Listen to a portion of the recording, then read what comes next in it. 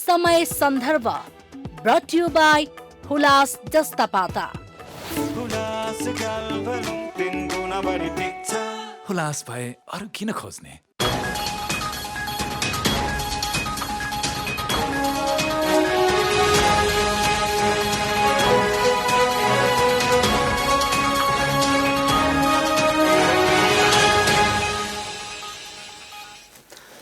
नमस्कार, हिमालय टेलिभिजनको दैनिक कार्यक्रम समय सन्दर्भमा तपाईलाई स्वागत छ। म बोमलाल गिरी। प्रधान न्यायाधीश चोलेन्द्र शमशेर जबराको राजीनामा माग्दै आन्दोलन जारी छ। नेपाल बार एसोसिएसन, सर्वोच्च बार एसोसिएसन र न्यायाधीशहरू स्वयंले प्रधान न्यायाधीश राणाको राजीनामा मागिरहनु भएको छ र आन्दोलन पनि जारी छ। हातमा कालोपट्टी बाँधेर काम गर्ने र धरना दिनेसम्मका कामहरू भइरहेका छन्। हिजो मात्र प्रधान न्यायाधीश राणाले वार्ताका लागि असन्तुष्ट पक्षलाई बोलाउनु भएको छ, तर असन्तुष्ट पक्ष बार, नेपाल बार, सर्वोच्च बारले त्यसलाई अस्वीकार गरेका छन् र फेरि 5 जना न्यायाधीशले फुलकोट बाहेकका कुनै पनि बैठकमा सहभागी नहुने भनेर प्रधान न्यायाधीश राणाकै पक्षमा उभिएको जस्तो देखिएको छ। यसले अब यो आन्दोलन के होला? प्रधान न्यायाधीशको राजीनामा आएन भने यो श्रृङ्खला कहिलेसम्म जारी रहन्छ र न्याय सम्पादन प्रभावित भएको निकै समय भइसक्यो। आम नागरिकले न्याय कहिले पाउँछन्? कार्यक्रम समय सन्दर्भमा आज हामी मूलतः यसै विषयमा केन्द्रित रहेर संवाद गर्दैछौँ। आजका हाम्रा अतिथि हुनुहुन्छ अधिवक्ता गोविन्द शर्मा बन्दी।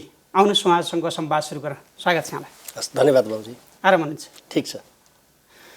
यो आन्दोलनले न्याय नपाएका नागरिकले न्याय पाउने कहिले? जब यो आन्दोलन धेरै भइसक्यो, सुनवाई भएको छैन, न्यायाधीशहरूले मुद्दा नहेर्ने, वकिलहरूले बहस नगर्ने, कहिलेसम्म हुन्छ? यो त जबसम्म हामी जुन विषयलाई लिएर यो आन्दोलनमा उत्रेका छौँ त्यसको तार्किक निष्कर्ष ननिक्लिँदासम्म यो आन्दोलन जारी रहन्छ। तर निष्कर्ष निस्कने सङ्केत देखिएको छैन। होइन, निक्लिन्छ। त्यो निष्कर्ष ननिक्लिने भन्ने कुरै हुँदैन। आन्दोलन भन्ने शब्द आफैमा एउटा यस्तो शब्द हो जो परिवर्तनको निम्ति मात्रै प्रयोग गरिन्छ। भनेको तत्काल त्यस्तो सङ्केत छैन भनेपछि लामै जान सक्ने अवस्था पनि रहन सक्छ। लामो जान सक्छ। लामो किन जान सक्छ भने जुन मुद्दाका लागि हामीले आन्दोलन गरेका छौँ त्यो मुद्दा चाहिँ विगत लामो समयदेखि नेपालको न्यायपालिकाभित्र जकडिएर बसेको विकृति र विसङ्गतिको अन्त्य गरेर एउटा निष्पक्ष, स्वतन्त्र र जवाफदेही न्यायपालिका निर्माण गर्ने अभियान हो यो। त्यसैले गर्दा यसमा प्रधान न्यायाधीशजीको राजीनामा एउटा विषय हो, तर प्रधान न्यायाधीशजीको राजीनामाले मात्रै यो विषयको समाधान हुनेवाला छैन। त्यो पूर्व शर्त हो। अहिले चाहिँ हामीले न्यायपालिकाभित्रको विकृति र विसङ्गति अन्त्यको लागि चालेको अभियानको पूर्व शर्त अथवा प्रारम्भिक फर्स्ट स्टेज चाहिँ resignation of the chief justice हो। किन भन्दाखेरि without the resignation of the chief justice अब न्यायपालिकामा सुधारको चाहिँ कल्पना गर्न नसकिने भयो। त्यसपछिको अभियान के हो त? त्यसपछि हामी त्यसलाई म अलिकति तपाईँलाई अलिकति अगाडि फर्काउन चाहन्छु। न्यायपालिका राज्यको एउटा यस्तो अङ्ग हो जुन अङ्ग बिना सेना, बिना प्रहरी, बिना अरू कुनै तपाईँको कसैको साथ ऊ एक्लै इन्साफको पक्षमा उभिन्छ। एउटा न्यायाधीशसँग उसको इमान, उसको विवेक र उसको आस्था बाहेक अरू कोही साथी हुँदैन। कसैले पनि त्यो न्यायाधीशको रक्षा गर्दैन। उसको रक्षा केले गर्छ? उसको इमानले। उसको रक्षा केले गरिरहेको हुन्छ? उसको निष्पक्षताले। र उसको रक्षा केले गरिरहेको हुन्छ भन्दाखेरि उसको चाहिँ विधिको शासनप्रतिको प्रतिबद्धताले उसको रक्षा गरे हुन्छ। त्यसैले न्यायाधीशहरू स्वतन्त्र हुन्छन्। त्यसैले न्यायाधीशहरूलाई जथाभावी निकाल्न पनि सकिँदैन। हामीले न्यायिक स्वतन्त्रताको कुरा गरे त्यही भएर हो नि त। तर यहाँ कस्तो भइदियो भने यहाँ तपाईँको चाहिँ अहिले केही समयदेखि, खास गरी विगत केही समयदेखि नेपालको अदालत एउटा न्यायालयको रूपमा रहेन। नेपालको अदालत जनताको आवाज सुन्ने निकायको रूपमा रहन सकेन। कहिलेदेखि फिल भयो तपाईँहरूलाई यो कुरा? यो त वास्तवमा फिल त हामीलाई धेरै पहिलादेखि भयो र हामीले एक खालको यसको विरुद्धको अभियान गर्दै आएको पनि हो। खास गरी 47 सालको संविधान आइसकेपछि यसो भनिरहँदा बहुदलीय व्यवस्थालाई मैले डिस्क्रेडिट गर्न खोजे होइन। बहुदलीय व्यवस्थालाई डिस्क्रेडिट गरेँ किनभने त्यो व्यवस्था ल्याउनको निम्ति पटक पटक जेल जाने मान्छे म हुँ 46 सालभन्दा अगाडिको आन्दोलनमा। त्यसैले त्यो व्यवस्थाप्रतिको मेरो अनास्था होइन, यसलाई म पहिला क्लियर गर्न चाहन्छु। तर मल्टी पार्टी डेमोक्रेसीमा जुडिसियरीलाई जसरी हामीले 47 सालको संविधानमा इन्डिपेन्डेन्ट बनायौँ, इन्डिपेन्डेन्ट यसलाई हामीले बनायौँ, तर यसलाई एकाउन्टेबल बनाउन सकेनौँ। जहिले पनि के हो भने एउटा इन्डिपेन्डेन्ट चाहिँ एउटा तपाईँको जुडिसियरी त पञ्चायतकालमा इन्डिपेन्डेन्ट बरु कन्स्टिट्युसनमा थिएन। 19 सालको संविधानमा न्यायपालिकालाई स्वतन्त्र न्यायपालिका यदि लिट्रेचर रिभ्यूको आधारबाट हेर्ने हो भने त्यसको अपोइन्टमेन्टको प्रोसेस, जजेसहरूको रिमुभलको प्रोसेस, वा चाहिँ विशेष जाहेरी विभागमा अदालतले गरेका फैसला पछि उजुरी लाग्ने र त्यसले फेरि राजाको हुकुम प्रमाङ्गीबाट फेरि इन्साफहरू हुने जस्ता जुन चरित्रहरू त्यो शासन व्यवस्था अन्तर्गत थिए, अदालतलाई स्वतन्त्र भन्न मिल्दैन थियो। तर व्यवहारमा त्यति बेला अदालत यहाँनिर म सकिहाल्छु। तर व्यवहारमा जुडिसियरी 37 साल जस्तो ठिङ्ग पञ्चायतकालमा जसरी उभिएको थियो, न्याय गर्ने कुरामा ऊ कहिल्यै डगमगाएन। इभन पछिल्लो राजाको शासनकालमा पनि अदालत डगमगाएको होइन।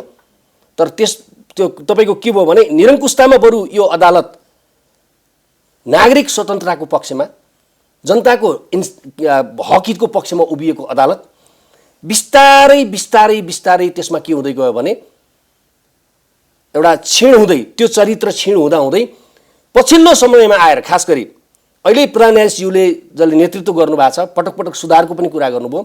पछिल्लो समयमा आएर जुडिसियरी कस्तो भइदियो भने अदालतमा मुद्दामा हुने फैसलाहरू वकिलको बहसबाट वा प्रमाणबाट भन्दा बढी चाहिँ के हुने भयो भने बाहिर आम मान्छेले सेटिङ नभइकन त मुद्दा जितिँदैन भन्ने कुरा आउन थाल्यो। त्यो कति सत्य हो पछि अहिले प्रसङ्गमा आउला, कुरा गरौँला।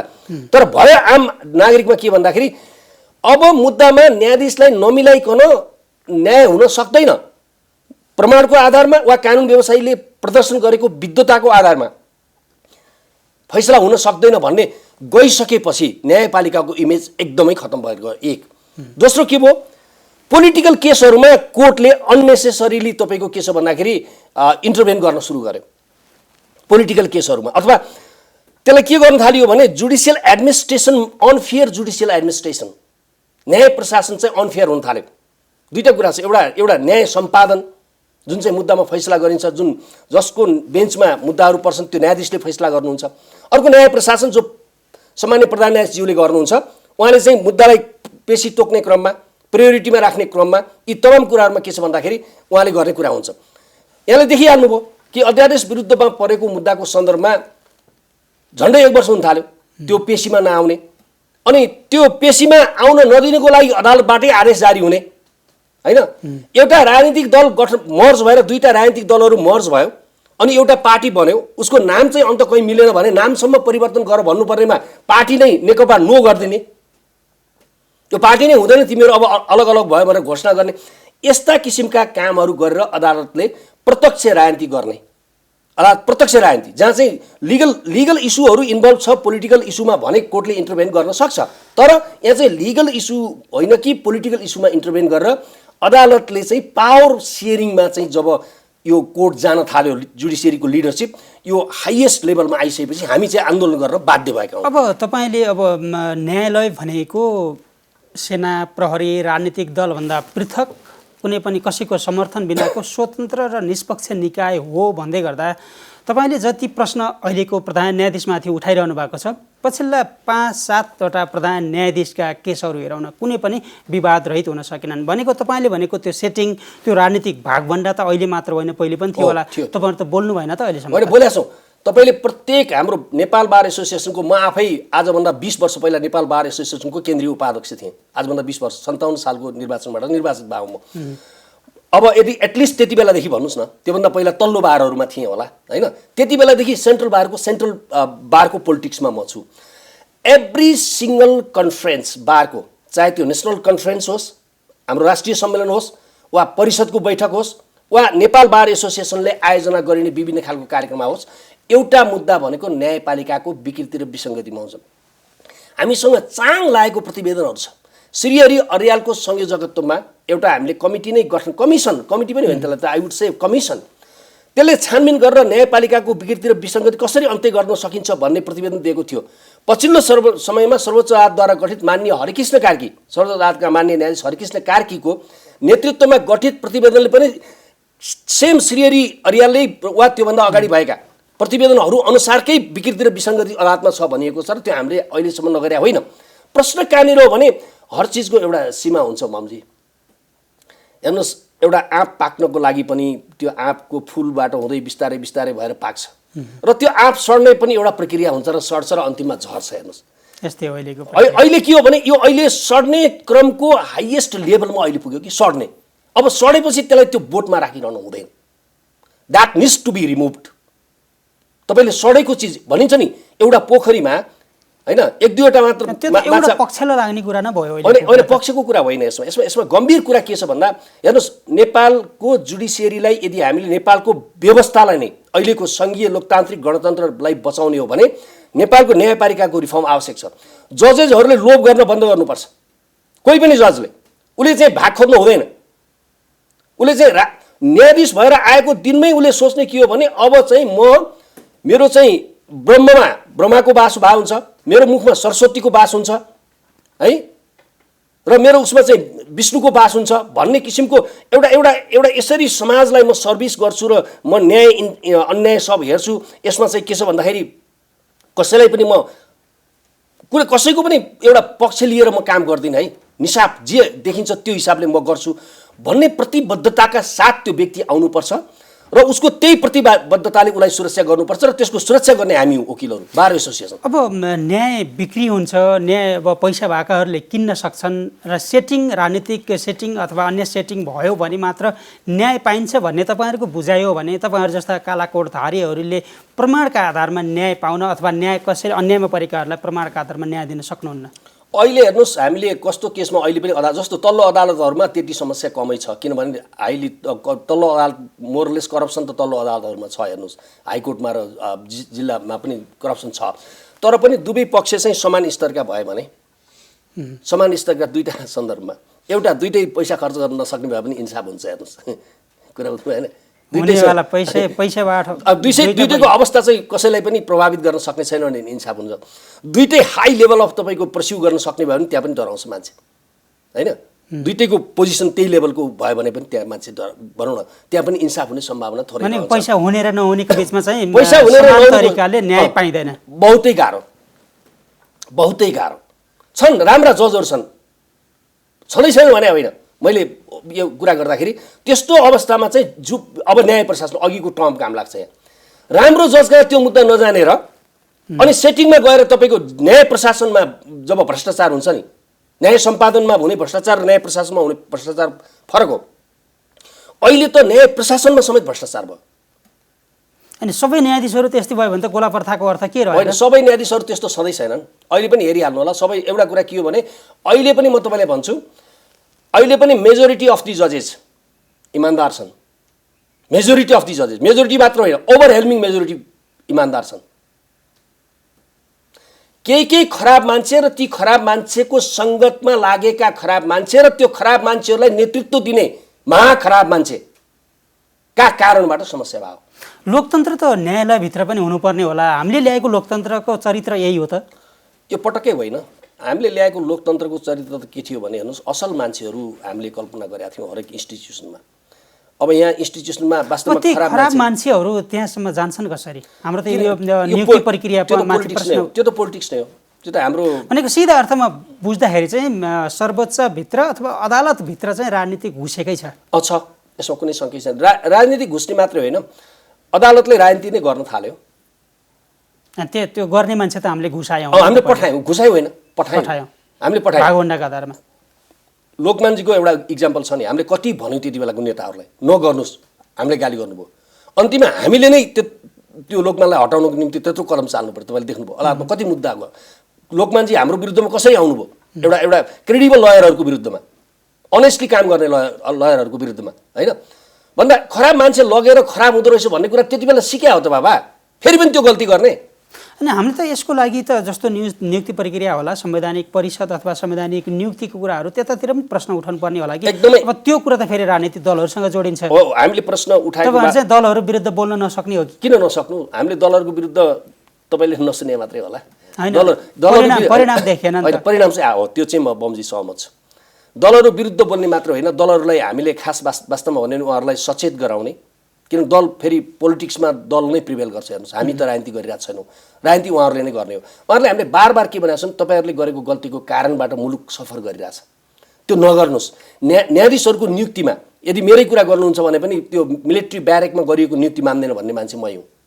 जति बेला सुशीला कार्कीले गरेको नियुक्तिको विरुद्धमा बोले म त्यति बेला, यद्यपि त्यति बेला एउटा ब्लकले त्यो जेसुकै भए पनि सुशीलाले गरे हुनाले राम्रो भन्ने थियो। सुशीलाको विरुद्धको महाभियोगको विरुद्ध मुद्दा हालेर लडेर बहस गरेर उहाँलाई रिइन्स्टेट गराउने पनि हामी नै हो। किनभने मान्छेको कुनै एउटा काम खराब हुँदैमा समग्रमा मान्छे खराब हुन्छ भन्ने पनि होइन।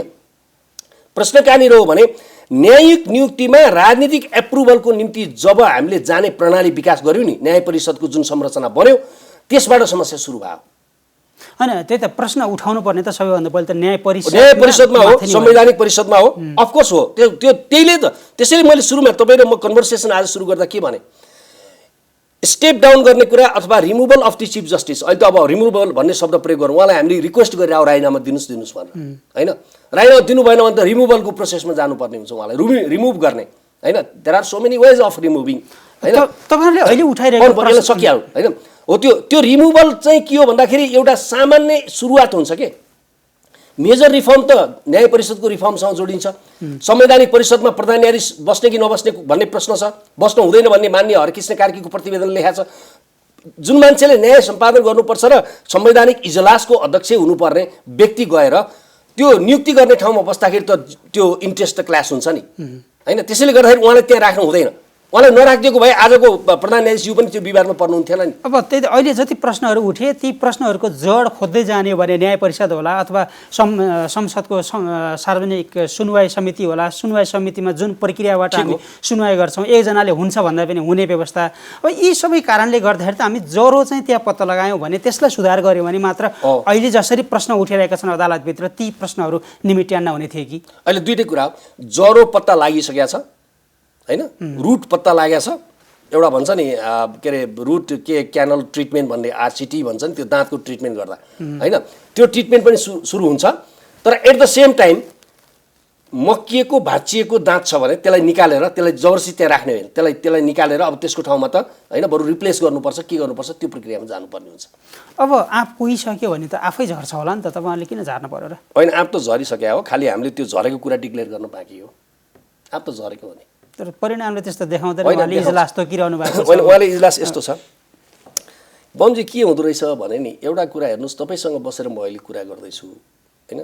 तपाईँले मलाई त्यति बेलासम्म कुरा गर्दाखेरि एउटा शिष्टतापूर्वक कुरा गर्नुहुन्छ, जति बेलासम्म मैले शिष्टता त्याग्दिनँ। अहिले मैले जथाभावी बोल्न थालेँ भने तपाईँको इन्टायर सिस्टमले यो सिस्टम बन्द गरिदिन्छ। म बौलाएँ भने भन्नुहोस् न, कुरा गर्दा गर्दा के गर्ने मान्छे न बौलाउन सक्छ, होइन? सिस्टम बन्द गर्छ, उस्तै पऱ्यो भने बाहिर गार्ड हुनुहुन्छ, उहाँहरूले आएर मलाई बाहिर निकाल्छ नि, होइन? त्यति बेला कानुनमा के लेखाएको छ भनेर हेर्दैन कि। त्यति बेला कानुनमा के लेखाएको छ, गोविन्द बन्दीलाई यो स्टुडियोबाट अभद्र व्यवहार गरे बापत कसरी पुलिसमा खबर गर्ने, पुलिस बोलाउने, अनि उसले पुलिस आएर लिएर जाने अनि सोध्ने, त्यो प्रक्रियामा जानुहुन्न। सबभन्दा पहिला के गर्नुहुन्छ, फर्दर ड्यामेज नदिनलाई तपाईँ इमर्जेन्सी मेजरहरू लिनुहुन्छ। That is called movement. त्यो एउटा आन्दोलन हो। So we are in the movement. हामी अहिले आन्दोलन। अब हिजो मात्र प्रधान न्यायाधीशले वार्ताको लागि आह्वान गर्नुभयो। यो सबै समस्याको समाधान चाहिँ वार्ताबाटै हुने हो, आन्दोलनबाट होइन भन्ने कुरा उहाँले गरिसकेपछि वार्ताबाट समाधान खोज्न सकिँदैन? होइन, हामी वार्ताबाट समाधान खोज्नलाई अन्यथा भन्ने कुरै धर्नै बस्नुपर्छ र? होइन, धर्ना हामीले यस्तो दुईटै कुरा, हामी वार्ताबाट समाधान खोज्न तयार छौँ। तर वार्ता उहाँको वक्तव्य जुन सर्वोच्च अदालतका प्रवक्ताले पढेर सुनाउनु भएको वक्तव्यमा वार्ताको लागि आह्वानभन्दा बढी के छ, उहाँले राजीनामा गर्न नपर्ने वार्तामा बसेर ठिक छ, त्यो विषयवस्तुहरू त टेबलमा राख्न सकियो। विषयवस्तु उहाँले एट द सेम टाइम उहाँले के कुरा कन्डेम गर्दै आउनु भएको छ। सबभन्दा पहिला के एक्सेप्ट गरिनु पर्थ्यो भने न्यायपालिका अहिले गम्भीर मोडमा खडा भएको प्रति म चिन्ता व्यक्त गर्दछु, त्यसैले यो समस्याको लागि वार्तामा आउँ यति भनेर सकिनेमा यो गर्नु बेठिक, यो गर्नु बेठिक, यो गर्न मिल्दैन, यो कानुन सम्मत छैन, होइन? अनि अन्तिममा आएर बाँड्नु, संविधान र कानुनमा कुनै कम्प्रोमाइज गर्ने छैन भनेर अनि वार्ताको बोलाउनु के अर्थ छ? उहाँले बुझेको संविधान र कानुन, होइन? उहाँले बुझेको संविधान र कानुन भनेको के हो भने प्रधान न्यायाधीशलाई महाभियोग लाएर ननिकाल्दासम्म निक्लन पाउँदैन भने उहाँले बुझ्या हो, होइन? यति त उहाँले बुझेको। अहिलेसम्म हेर्दाखेरि ठिकै छ त। हामीले बुझेको के हो भने मोरल अथोरिटी गुमाइसकेपछि, मोरल अथोरिटी भन्ने यति धेरै ठुलो चिज हो हेर्नुहोस्, त्यो गुमाइसकेपछि तपाईँलाई संसारको कुनै संविधानले बचाउन सक्दैन, कुनै ताकतले बचाउन सक्दैन तपाईँ। मोरालिटी छ भने। Yes, so you have lost the moral authority. अब आज जुन 5-5 जना फर्किने कुरा छ नि, अब कुरा आउलान् हेर्नुहोस्, यसपछि कुरा आउलान् कसले मोरल अथोरिटी गुमाइसक्नु भएको छ सर्वोच्च अदालतमा बस्ने, कुन कुन केसमा मोरल अथोरिटी गुमाउनु भएको छ, यो सबै कुराको बहस विवाद अब हुन्छ। न्यायपालिकाको सुधारको निम्ति मेरो विचारमा अब कसैले पनि अप्ठ्यारो नमानिकन हाम्रो पनि समीक्षा गरे हुन्छ। कानुन व्यवसायहरू कहाँ कहाँ बैठक छ यसको समीक्षा आवश्यक छ। यो भनिरहँदा म के भनिरहेको छैन भने हाम्रो तहबाट समस्या छैन म भनिरहेको छैन, हाम्रो तहमा पनि कानुन व्यवसायहरूमा पनि के समस्या छन्, प्रोसिक्युटरको अफिसमा के प्रब्लम छ हैन। मुख्य कुरा त अब तपाईँहरूमाथि नै प्रश्न उठ्ने एउटा प्रश्न के हो भने तपाईँहरू राजनीति गरेर जानुहुन्छ, सर्वोच्च नेपाल बारको चुनावमा होस् अथवा जे गर्दाखेरि पनि भागवण्डाका आधारमा तपाईँहरू गठबन्धन गरेर जानुहुन्छ, राजनीति त छ नि त्यहाँ पनि, त्यही राजनीतिको इगो चाहिँ न्यायाधीशतिर सोझाउनुहुन्छ भन्ने छ। अनि त्यो त तपाईँले मलाई अहिले भन्नुभयो, मलाई चाहिँ त्यो कतैतिर तथ्यले देखाउँछ जस्तो लाग्दैन। किन भन्नुहोस् न, पहिलो कुरा त राजनीति गरेर वकालतमा कोही पनि गएको छैन, पहिलो कुरा चाहिँ हैन। वकालत गर्ने मान्छेहरूले राजनीति गर्न सक्छन्, संसारकै नियम हो।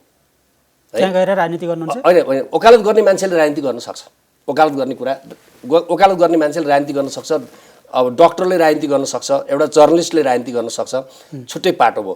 उसको कोड अफ इथिक्सले कति गर्न दिन्छ कति गर्न दिँदैन त्यो इन्स्टिट्युसनले हेर्ने कुरा हो। इन्डिभिजुअल फ्रिडमको कुरामा व्यक्तिहरू पोलिटिक्ससँग एफिलिएटेड हुन सक्छन्। मेरो पनि पोलिटिकल थट छ हैन, मेरो पनि म सोसलिस्ट पोलिटिकल थट राख्ने मान्छे हो है, म सोसलिस्ट पोलिटिकल थट राख्छु, त्यो मेरो फ्रिडमको कुरा हो। प्रश्न कहाँनिर हो भने त्यहाँभित्र तपाईँले निश्चित पोलिटिकल पार्टीको इन्ट्रेस्टलाई फुलफिल गर्ने गरी जुडिसियरीलाई इन्फ्लुएन्स गर्नु भएन, एक। दोस्रो कुरा चाहिँ नेपालको पोलिटिकल आइडियोलोजी पस्या होइन नि, नेपालको अदालतमा पोलिटिकल आइडियोलोजी पस्या होइन। नेपालको अदालतमा पसेको के हो भन्दाखेरि निश्चित नेताका कार्यकर्ताहरू पस्या हो, केही सर्टेन नेताका कार्यकर्ताहरू अदालतभित्र पस्या हो केही समयमा।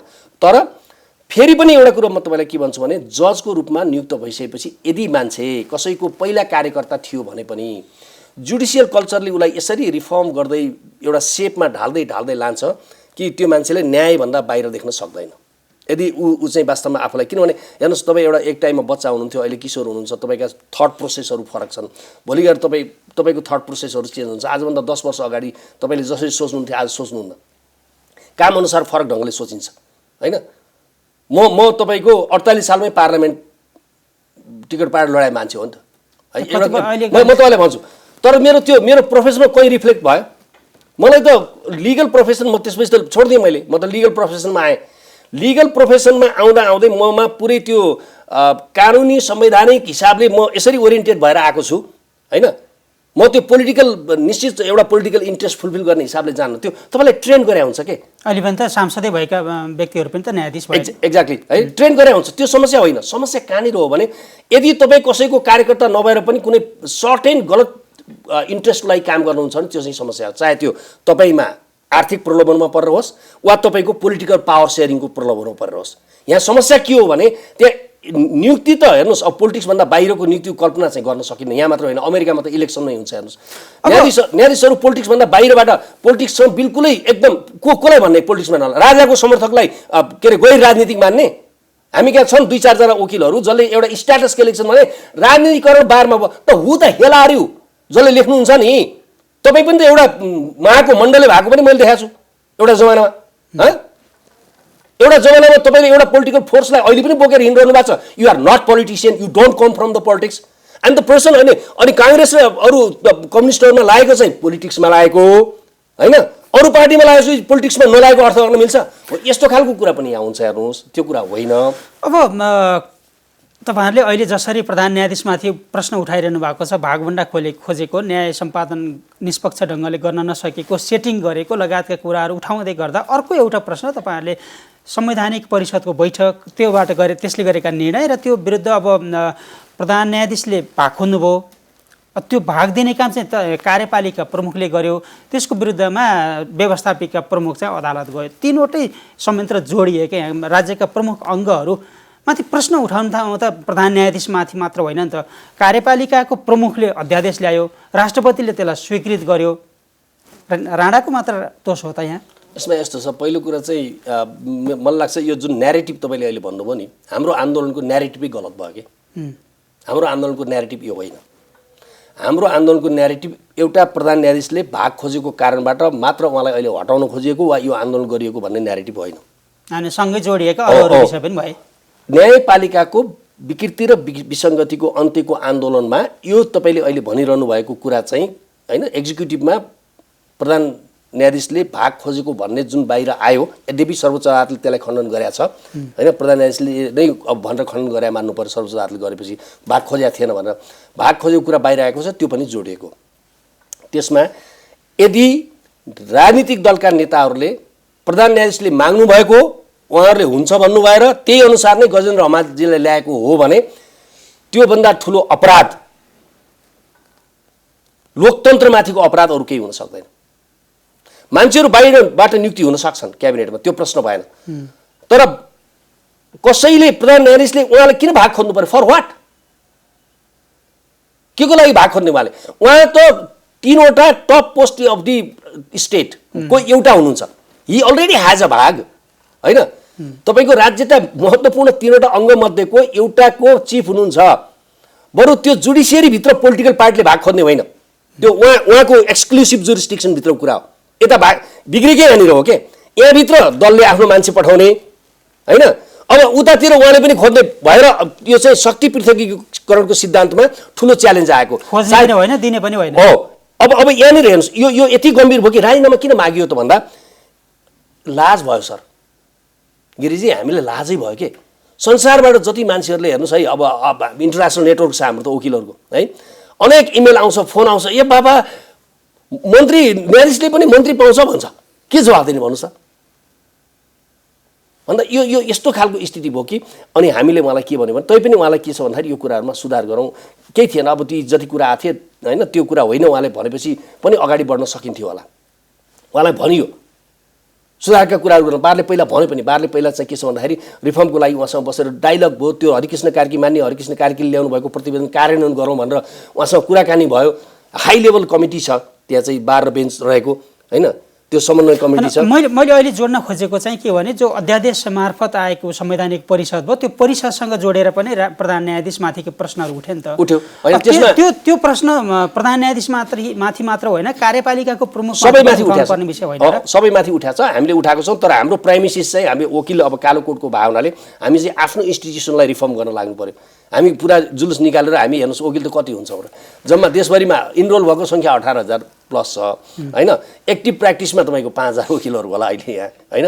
त्यसमध्ये पनि भनौँ न प्र्याक्टिसका पनि विभिन्न क्षेत्र छ, लिटिगेसनमा आउने वकिललाई बढी चासो हुन्छ। हेर्नुहोस् यो हाम्रो पनि प्रायः डाइभर्स प्र्याक्टिस छ होइन, इन्डस्ट्रियल प्र्याक्टिस गर्ने होला, कर्पोरेट प्र्याक्टिस गर्ने होला होइन, लिटिगेसनसँग इन्भल्भ नभए जुनसुकै प्र्याक्टिस लिटिगेसनसँग जोडियो भने अनि कोर्टसँग बढी मतलब राख्छ हेर्नुहोस् होइन होइन। त्यसैले गर्दाखेरि कुरा के हो भने, हामी गएर अब हामीले त आफ्नो क्षेत्र हरेक तपाईँले पत्रकारको क्षेत्र सुधार्ने हो होइन, तपाईँले स्टार्ट त्यहाँबाट गर्ने हो, मैले वकिलको आन्दोलनै गर्नुपर्छ भन्ने होइन कि। प्रश्न उठाउन त पाइयो नि त, प्रश्न हामीले काफी उठाएको छौँ। अब अस्तिका दिनसम्म चाहिँ 19 जना न्यायाधीश एकातिर, सर्वोच्च बार एकातिर, नेपाल बार एकातिर, सबै एकातिर र प्रधान न्यायाधीश अर्कोतिर हुँदाखेरि जति अब सहज थियो होला तपाईँहरूलाई, हिजोको दिनमा चाहिँ 5 जना न्यायाधीशहरू नियमित काममा फर्कने आजदेखि, र अब पूर्ण बैठक बाहेकका यी बार र बेन्च बिचमा हुने बैठकहरूमा पनि सहभागी नहुने भन्दाखेरि चाहिँ तपाईँहरूको यो आन्दोलन अलिक कमजोर हुने हो कि? हाम्रो आन्दोलन कमजोर हुने त कुरै हुँदैन। हेर्नुहोस्, पहिलो कुरा चाहिँ हाम्रो आन्दोलन सर्वोच्च अदालतका मान्य न्यायाधीशहरूले अहिले जे प्रश्नहरू प्रधान न्यायाधीश समक्ष उठाइरहनु भएको छ, हामीले उठाएको प्रश्नहरू मिलेको कारणले गर्दाखेरि के छ भन्दाखेरि हाम्रो आन्दोलन उहाँहरूले उठाइरहेको प्रश्नसँग जोडिएको देखिन्छ। तर उहाँहरूका अरू आफ्नै कुराहरू होलान्। हाम्रो आन्दोलन चाहिँ उहाँहरूको आन्दोलन हुँदा नहुँदा, उहाँहरू सबै एक ठाउँमा रहँदा, कोही पनि नरहँदा, भोलि बेन्चमा सबै न्यायाधीशहरू फर्केर जाँदा पनि हाम्रो आन्दोलन चाहिँ जारी नै रहन्छ। अहिले बेन्च विभाजित हुनुको कारण चाहिँ के हो? विभाजित भइसकेको छैन पहिलो कुरा चाहिँ। पाँचजनाको कुरा आएको छ। अब हेरौँ न कसरी उहाँहरूले पनि के भन्नुभएको छ भने बन्दी प्रत्यक्षीकरणको मुद्दा हेर्छौँ त्यो त सबैले भन्नुभएको छ। 1900 जनाले भन्नु हेरि नै रहनु भएको छ। यो के को नयाँ कुरा हो र, हेरि नै रहनु भएको छ। त्यसैले गर्दा उहाँहरू 5 जना अलग भएको भन्ने चाहिँ त्यो पत्र पत्रिकामा मैले पनि देखेँ होइन। उहाँहरूको आज के हुन्छ थाहा छैन होइन। त्यसमध्ये यदि उहाँहरू फर्किनु भयो भने पनि त्यो उहाँहरूको स्वतन्त्रताको कुरा हो, म त्यसमा उहाँहरूलाई केही भन्दिनँ होइन। उहाँहरूले चाहिँ अब बन्दी प्रत्यक्षीकरण बाहेक अरू मुद्दा पनि हेर्न थाल्नुभयो भने होइन त्यो मात्रै हेर्दा त समस्या भएन, अरूले पनि हेरिरहनु भएको छ, कुरै भएन त्यो।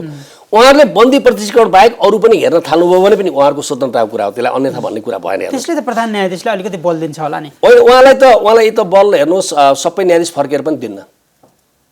उहाँलाई प्रधान न्यायाधीशज्यूलाई बल चाहिँ अब सबै न्यायाधीशहरू फर्केर अब यो तरिकाबाट होइन हामी चाहिँ के छ भने यो कुरा सहमति गरेर बेन्च सुचारू गर्यो भने पनि उहाँलाई बल दिन्न। होइन बेन्च विभाजित भयो भने त होइन विभाजित हो भने एक ठाउँ उभिए पनि बल मिल्दैन। बार पनि विभाजित होला नि त। होइन बार विभाजित हुने कुरै हुँदैन। किनभने हामीले अहिले पनि हामी हडतालमा गएको छैनौँ है। हेर्नुहोस् है, नेपाल बार हडतालमा गयो स्ट्राइकमा गयो भने चाहिँ होइन, हामी प्रोटेस्ट मात्रै गरिरहेछौँ अहिले। हामी अहिले प्रोटेस्ट मात्रै गरिरहेछौँ। अब यो न्यायपालिकाभित्रको विकृति र विसङ्गतिको अन्त्यको निम्ति नेपाल बार एसोसिएसनले चालेको कदम यसलाई एउटा लजिकल इनमा नपुर्याइकन छोड्दैन। किनभने हामी अब यो तहमा के कालोकोट लाएर बहस गर्न जानु? मेरियट होटलमा मुद्दा फैसला गर्ने, हायातमा मुद्दा फैसला गर्ने भएपछि अनि म चाहिँ गएर कालोकोट लगाएर बहस गरेको के अर्थ हुन्छ? तपाईँहरू जतिको व्यक्ति त प्रमाणका आधारमा खेल्ने व्यक्ति प्रमाणै सहित बोल्नुपर्छ होला नि त। मेरियट होटल र हायात होटलमा वार्ता गरेको भन्ने कुरा अथवा त्यहाँ फैसला गरेको भन्ने कुरा त प्रमाण नभइकन किन बोल्दैछौँ त? छन् प्रमाणहरू। तपाईँलाई म एउटा कुरा भनौँ, तपाईँ पनि पैसा कमाउनुहुन्छ, म पनि पैसा कमाउँछु, पेसा गरेर व्यवसाय गरेर कर तिरेर पैसा कमाउँछौँ। म त वकिल हुँ, अझ बढी नै कमाउँछु होला, बहस गरेको फिस आउँछ। उस्तै पऱ्यो भनेदेखि त महिनाभरिको एउटाको तलब हाम्रो एउटा बहसमा पनि आउँछ। उस्तै पऱ्यो भने सधैँ आउने भएन। मलाई त मेरियट र हायतमा गएर कफी खानलाई बच्चाहरूले भन्दाखेरि सोच्नुपर्छ 6 महिनामा एकचोटि पनि जान सकिन्छ कि सकिँदैन। कुनै जज मेरियटमा बेला बेलामा भेटिन्छ, कुनै हाइकोर्टको जज, वाट इज द्याट? सबै सिसिटिभी क्यामेरामा रेकर्ड छ नि त, त्यहाँभित्र छिरेको देखिन्छ नि। तपाईँहरूले बहस गरेको पैसा जति पाउनुहुन्छ त्योभन्दा त अलि धेरै पाउनुहुन्छ होला उहाँहरूले। त्यसरी तपाईँलाई 6 महिना लाग्छ भने उहाँले त अलि धेरै पैसा कमाएको नाताले महिनामा जान पनि सक्नुहुन्छ होला। होइन उहाँको 1 महिनामा हामी उस्तै पऱ्यो भने एउटा बहसमा कमाउँछौँ। उहाँको 1 महिनाको तलब भनेको त्यो हैसियत होइन, सबै मुद्दामा होइन। हामीले बकाइदा भ्याट बिल काटेर ट्याक्स तिरेर गर्ने वकिल हौँ। कति हुन्छ एउटा जजको स्यालेरी? बिलो तपाईँको 1,80,000 अराउन्ड हुन्छ हाइकोर्टतिर जानुभयो भने, जिल्ला हाइकोर्टमा होइन। 1 लाख रुपियाँमा तपाईँको प्लस भ्याट हालेर बिल काट्ने वकिलको सङ्ख्या थुप्रै छ र म पनि बेला मौकामा त्यो बिल काट्नेमा पर्छु होइन। 1 लाख रुपियाँ चार्ज गर्नेमा म पनि बेला मौकामा केस हेरेर पर्छु। अब जुन मान्छेले एउटा बहसलाई चार्ज गर्छ त्यो मान्छेले 6 महिनाको एकचोटि जानलाई सोच्नुपर्छ। मैले भन् जसले महिनाभरिमा 1 लाख कमाउँदैन ऊ चाहिँ बेला बेलामा हायत र मेरियटमा भेटिन्छ, वाट इज द्याट? भनेको यो कुरा चाहिँ तपाईँको फेरि अघि हामीले कुरा गरे जस्तै न्याय चाहिँ पैसासँग बिक्री भइरहेछ, त्यो सेटिङ गर्ने काम चाहिँ त्यहाँ हुन्छ। एक्ज्याक्टली मैले भन्न खोजेँ त्यही भएर बिचौलिया, द्याट इज कल्ड बिचौलिया। न्यायाधीशले बिचौलियाका काम गर्न थाले के? बिचौलियाहरू संसारमै हुन्छन्। हेर्नुहोस् अवसरवादीहरू संसारमै हुन्छन् र उनीहरूले म्यानिपुलेट गर्न कोसिस गर्छन् न्यायाधीशलाई, वकिललाई, अरू स्टेक होल्डरलाई। प्रश्न कहाँ हो भने जुडिसियरी मान्छेले भगवान् भनेर पठाउनु नि त न्यायाधीश भनेपछि त। तपाईँले न्यायाधीश भइसकेपछि त सबै कुरा बिर्सिएर न्याय गर्दा म मर्न पर्छ भने मेरो स्वर्ग प्राप्ति हुन्छ। जसरी युद्धमा मान्छे मर्यो भने जतिसुकै पापी भए पनि स्वर्ग जान्छ भनेको छ नि त कृष्णले। जो पनि यो महाभारत युद्धमा मर्छ उसलाई सिधा स्वर्ग प्राप्त हुनेछ, किनभने युद्धमा मर्यो के, क्षेत्रीय धर्म पालन गर्दाखेरि मर्यो। हो त्यस्तै न्यायाधीशको धर्म पालन गर्दाखेरि उसले यदि कुनै उसलाई सङ्कट पर्यो भने त्यो मान्छे मुक्त हिजो छ नि त। हामी कहाँ इतिहासमा जजहरू कम हुन् त? राजाले नियुक्त गरेको जजले राजाले बोलाएर के छ भन्दाखेरि त्यति बेला बोलाएर सोद्धाखेरि के गरेको यो भनेर राजा महेन्द्रले सोद्धा सरकार हजुरले त इन्साफ गर्न पठाओ, चित्त बुझ्दैन भने राजीनामा लिइबक्सेस् भनेर राजीनामा फ्याँकेर आउने जज थिएन। मोह त उनलाई पनि थियो होला नि त। भन्दा हामीले त्यो कल्चरबाट हुर्किएर आएको जुडिसियरले आज कहाँ पुर्यायौँ? मसली बजार बनायौँ। अब पनि हामीले त्यसको विरुद्ध आन्दोलन गरेनौँ। अब पनि यसलाई नियन्त्रण गर्न हामीले कोसिस गरेनौँ भने त हामीलाई हाम्रो सन्ततिले धिक्कार नै छन्। अब आउने पछिको जेनेरेसनको लयरहरूले के गरेको होला हाम्रो सिनियरहरूले? त्यति बेला उनीहरू इन्टरभेन गरेर यो अवस्था आउनु नदिएको भए भनेको राजीनामाको कम्प्रोमाइज गर्ने ठाउँ छैन। कहीँ चान्सै छैन। हामीले उहाँलाई खालि के रेस्पेक्टफुल एक्जिट चाहिँ दिन खोज्या हो। तर उहाँको दिन प्रतिदिन उहाँ चाहिँ त्यसको निम्ति पनि तयार नभइसकेपछि त अब रेस्पेक्टफुल एक्जिट पनि नहुन सक्छ।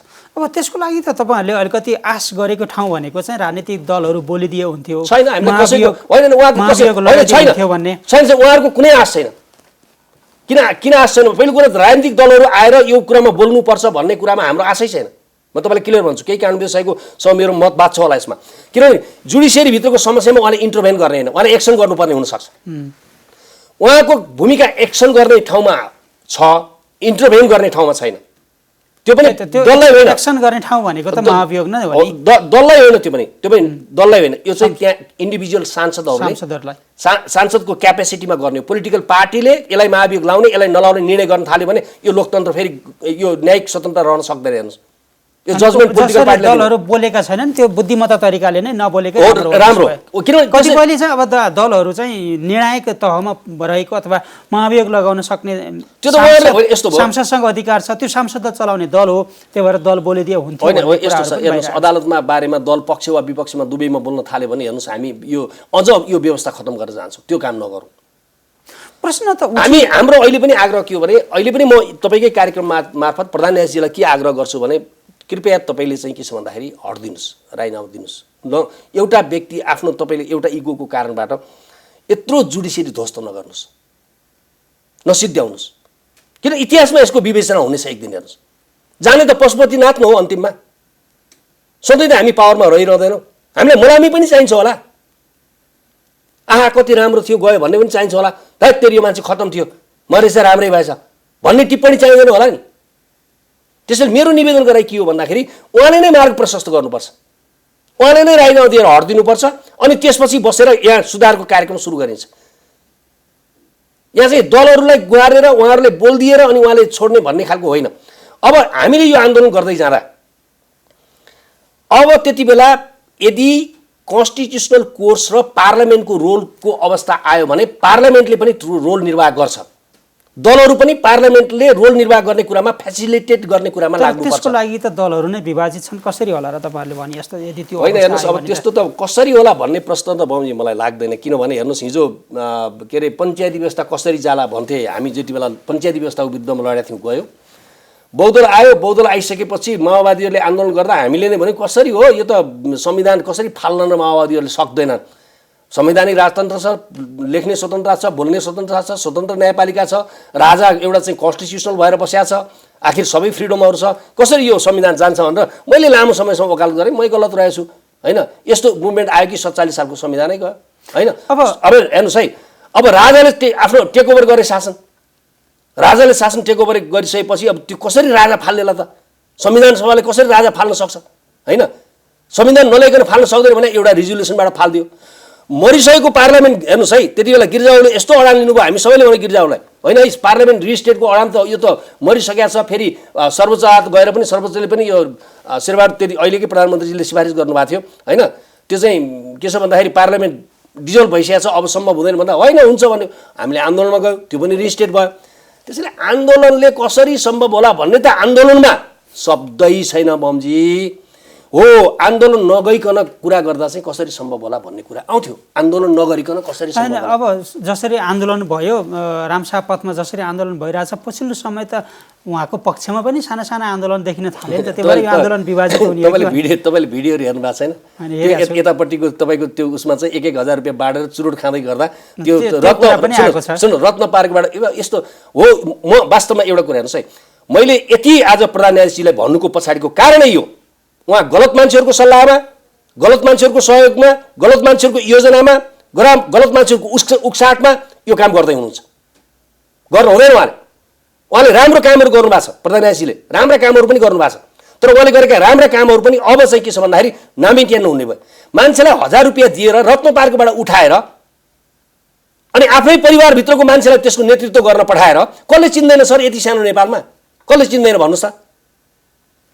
लिएर आएर अनि त्यहाँ चाहिँ के छ भन्दाखेरि 2-4 जना मान्छेहरू, त्यो पनि त्यो मान्छेको हेर्नुहोस् त रूप रङ साइज, उहाँको आकृति प्रकृति, अनि आन्दोलनको विरुद्धमा नै आन्दोलनको हुन्छ। नबुझेको कुरा के?